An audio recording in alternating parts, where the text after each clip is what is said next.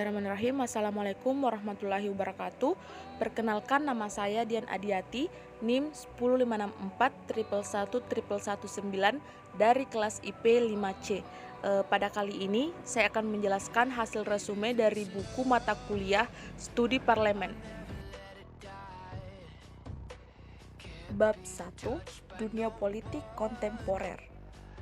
Terbagi atas 5 subbab, diantaranya A. Masyarakat terbuka atau open society, yang terdiri lagi atas hancurnya dinding pembatas, ledakan interaksi global, pertukaran exchange harapan politik, kekuatan transformasi versus konservatif politik, perjuangan politik lintas batas, persaingan politik, dan masih banyak lainnya. Lalu selanjutnya B. Praktisme dunia politik, yang terbagi atas politik sebagai media kekuasaan, politik dan budaya shortcut, politik dan kapitalis, serta politik dan materialisme. C. Perang media, terbagi atas media dan opini publik, media dan kekuasaan politik, media dan bias persepsi, media dan komunikasi politik, dan media sebagai medan pertempuran. D. Politik kacang goreng, yang terbagi atas politik permukaan, manipulasi dalam politik, politik semu dan ilusif, dan politik tanpa makna. Dan yang terakhir, bagian E, alienasi partai politik, yang terdiri dari politik tanpa ideologi, politik elitis, dan politik tanpa orientasi. Bab 2, Sejarah Pemikiran Pendirian Partai Politik, yang terdiri dari 5 subbab, yaitu A. Partai politik dan politisi, B. Pemikiran partai politik, yang terdiri dari makna kata politik, institusional, kepentingan politik, dan kepentingan politik serta ideologi. C. Asal-usul partai, yang terdiri dari pasca kolonialisme, buah sistem politik atau strukturalisme, aspirasi kelompok masyarakat, dan pecahan. D. Definisi dan fungsi partai politik, yang terdiri dari definisi partai politik dan fungsi partai politik. Yang terakhir E. Persaingan partai politik menurut teori perilaku. Yang pertama yaitu profesionalisme partai politik, dan yang terakhir peraturan, moralitas, dan etika persaingan.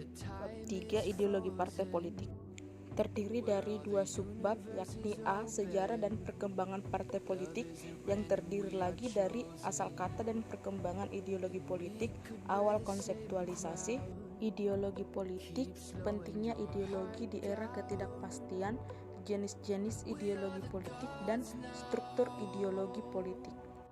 B. Unsur-unsur penyusun ideologi partai politik, yang terdiri dari misi dan visi partai politik, tujuan antara, strategi partai, struktur organisasi partai, budaya organisasi partai, kebijakan partai, kolektivitas ideologi politik, dan masih banyak lainnya.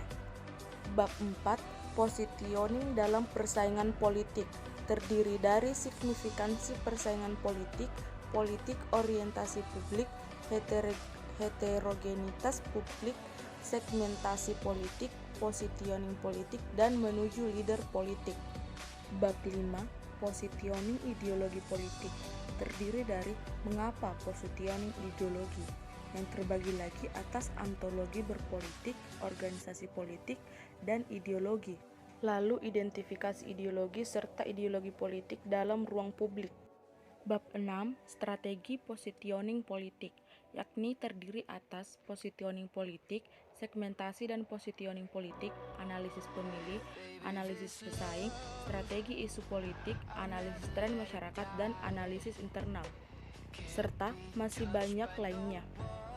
Bab 7, Peran litbang partai politik, yakni divisi litbang terbagi lagi atas litbang, riset dan penelitian, monitoring internal dan eksternal, inovasi politik, lalu masukan arah dan kebijakan partai, litbang dan ideologi politik, litbang dan pengumpulan informasi, litbang dan pengolahan informasi, serta yang terakhir litbang dan diseminasi informasi, serta ada beberapa bagian lainnya.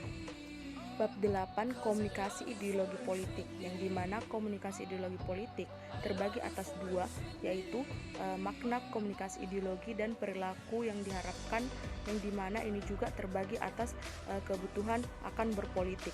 Bab 9, Persaingan positioning ideologi politik, terbagi atas tekanan baru dalam berpolitik, normalisasi ideologi politik, Persaingan positioning ideologi, melihat organisasi partai politik dengan lebih serius sebab partai politik tidak sekedar kendaraan politik dan restrukturisasi hubungan politisi dan partai politik.